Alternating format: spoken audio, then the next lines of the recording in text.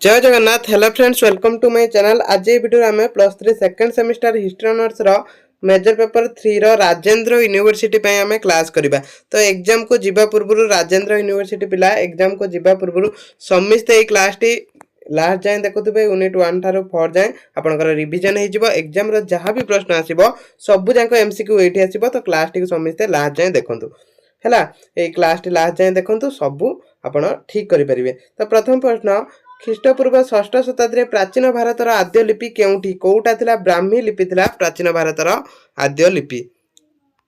तापर प्रश्न, प्रत्नतात्विक उपादान अनुसार केउ समय भारत में द्वितीय पर्यायर नगर सभ्यता विकास घटी? कौ समय घटी? ख्रीष्टपूर्व 6ठ शताब्दी घटी। तापर प्रश्न, प्राचीन भारत में केउ साहित्य निगम शब्द संभवतः बणिक मानक सहर बा नगर रूपे व्यवहृत? कौटी? पाली साहित्य रे एटा व्यवहृत। तो जो मैंने क्लास टी लास्ट जाए देखुं पढ़ा ठारू शुणिबार अधिक मन रुए तो से माने एग्जाम रो 10 रु 10 एमसीक्यू ठीक करि परिबे। तो तापर प्रश्न, प्राचीन भारत रो केउटी को जनपद निपल्स रूप में अभिहित करा जायछि?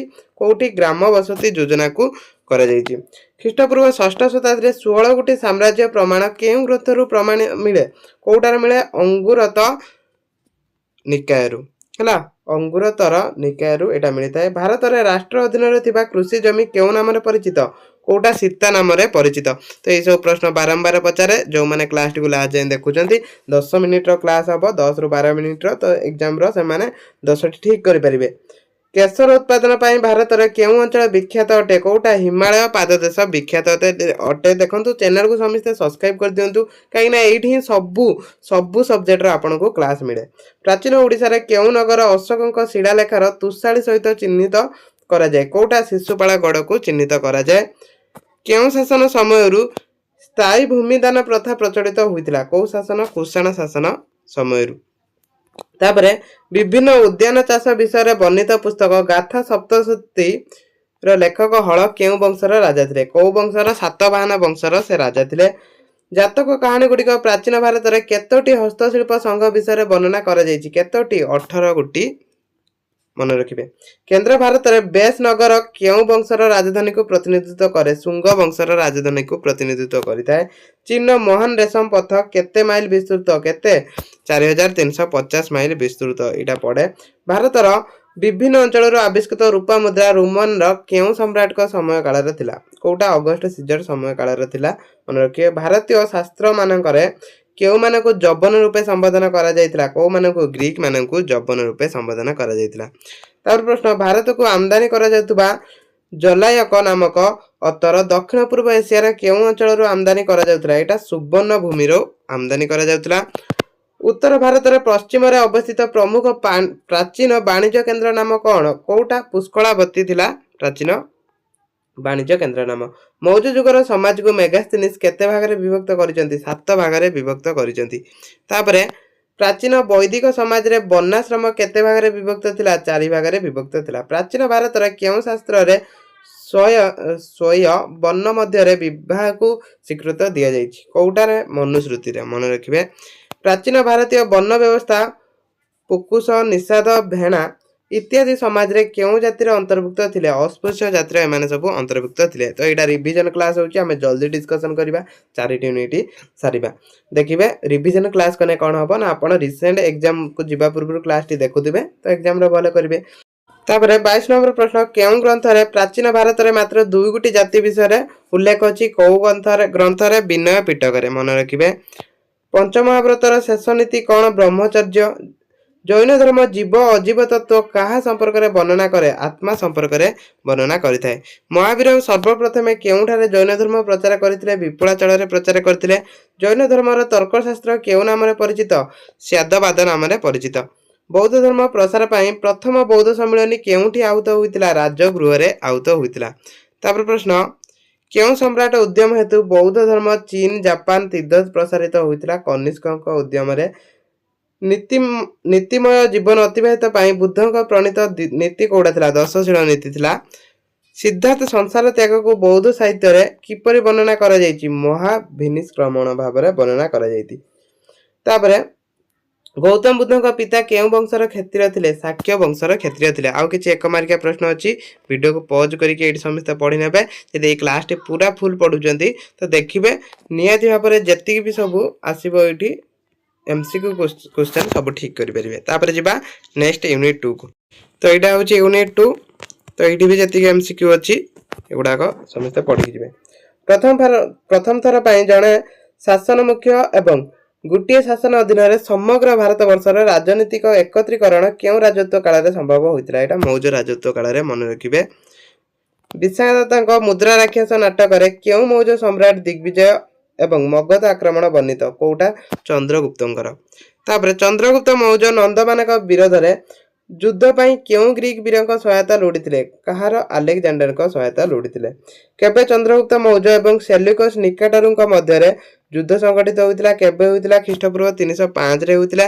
क्यों मौर्य शासक अमृत घात भाव में अभिहित करा बिंदुसार को अभिहित करा अशोक केबे सिंहासन में अभिषिक्त होते 269 रे कलिंग युद्ध केबे संगठित होता केबे 261 रे मन रखिथिबे सब तापर मौर्य सम्राट अशोक द्वारा केबे पाटलिपुत्र ठारे तृतीय बौद्ध सम्मेलन अनुष्ठित होता केबे ख्रीष्टपूर्व 251 होता मो निकटर आनंद और सुख आशा कर दुख नुहे निम्नोक्त यहाँ कहार उक्ति यहाँ अशोकंकर उक्ति थिला तापर सप्तम तत्व अनुजाई मौर्य शासन व्यवस्था परिचालित बोली निम्नोक्त केउं ग्रंथ में वर्णित होइछि अर्थशास्त्र रे इटा वर्णना करा जायछि सम्राट कनिष्क केउं वंशर महान नरपति थिले कुषाण वंशर महान नरपति थिले कनिष्क राजधानी पुरुषपुर आधुनिक केउं अंचल को चिन्हित करे पेशुआरा अंचल को एटा चिन्हित करता है क्यों कुषाण शकाब्द प्रचलन करथिले कनिष्क एटा प्रचलन करथिले प्रथमे केउं माने देवकुल निर्माता करबा प्रथा प्रचलन करथिले कुषाण माने कनिष्क केउंठारे चतुर्थ बौद्ध सम्मेलन आहुत करथिले कोठारे काश्मीर ठारे से आहुत करथिले कुषाण सम्राट माने केउं भाषा को राष्ट्रभाषार मर्यादा प्रदान करथिले संस्कृत भाषा को प्रदान करथिले महायान बौद्ध धर्मर सृष्टि केउं राजवंश राजत्व रे घटितला कुषाण राजवंश राजत्व रे घटितला कनिष्क केउंठारे 120 मीटर उच्चता विशिष्ट काष्ठर बृहत गंबुज निर्माण करथिले कोठारे पुरुषपुर ठारे निर्माण करथिले गांधार भास्कर्य कला निम्नोक्त केउं राजत्व आरंभ होइतिला कुषाण वंशर राजत्व समय ख्रीष्टपूर्व 300 वर्ष मध्य डेक्कन अंचल में केउं माने राजतंत्र प्रतिष्ठा करथिले सातवाहन माने राजतंत्र प्रतिष्ठा करथिले तापर सातवाहन राजवंशर प्रतिष्ठाता किए थिले सिमुक थिले निम्न सातवाहन सम्राट मानक मध्यरु काहाकु शक जबन पल्लव मानक ध्वंसकारी रूपे अभिहित करा जाय काहाकु गौतमी पुत्र श्री सातकर्ण को सातवाहन राजतंत्र रे आहार निम्नोक्त केउं अर्थ रे बुझौतला एटा जिल्ला को जाउतला आहार को सातवाहन वंशर रानी नागनिका नानाघाट गुंफा अभिलेख केउं प्रकार अभिलेख अटे एटा गोटे भूमिदान अभिलेख अटे कौटिल्य अर्थशास्त्र रे केउं अध्यायटी संपूर्ण रूपे साम्राज्यवाद नीति पूर्ण कोटा एकादश अध्यायटी तापर एठी किछि एक मार्किया प्रश्न अछि एक मार्किया प्रश्न को वीडियो पॉज करी समस्त पढनेबे तापर जेबा आमे यूनिट 3 को तापर यूनिट 3 को जिबा तो एटा होछि यूनिट 3 प्रथम प्रश्न अछि गुप्त युग एवं परवर्ती काल रे राष्ट्र गुडिक प्राकृतिक अर्थनैतिक आधार कोन थिला कृषि थिला गोबर और अलिया आवर्जना गुडिक कृषि कार्य रे खत सार रूपे व्यवहार कथा बाणक रचित केउं ग्रंथ रे वर्णित कोटा हर्ष चरित रे एटा वर्णना करा जायछि गुप्त युग रे रचित केउं ग्रंथ फल वृक्षरु कलमी करबा पद्धति ज्ञान थिबा वर्णना करा जायछि कोठी बृहत संहिता रे विभिन्न प्रकार शस्य तथा धान गहम डाली पनिपरिबा फलमूल विषय रे गुप्त युग रे रचित केउं पुस्तक रे विस्तृत भाव में वर्णना करा जायछि अमर कोश रे एटा वर्णना करा जायछि गुप्त समाज रे प्रधान मुक्त थिबा केउं माने विषय रे वर्णना करा जायछि प्रधान मुक्त माने एटा कर प्रधान को माने ब्राह्मण माने